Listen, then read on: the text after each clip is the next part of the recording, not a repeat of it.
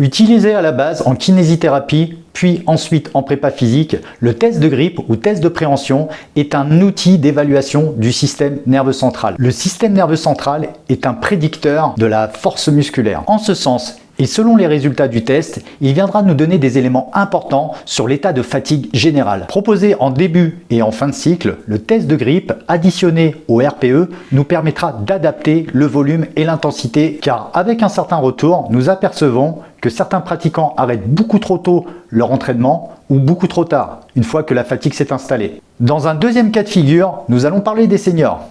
Effectivement, venir évaluer la force de préhension chez les personnes âgées est un prédicteur de la sarcopénie. Pour rappel, la sarcopénie est la perte de masse musculaire liée à l'âge. En avançant dans la vie, nous perdons de la masse musculaire, ce qui aura pour conséquence directe la perte de force. Cette perte de force pouvant entraîner des pertes d'équilibre pourront induire des risques de chute. Risques de chute qui entraîneront une immobilisation dans le pire des cas, qui entraînera à son tour l'aggravation de l'état de santé.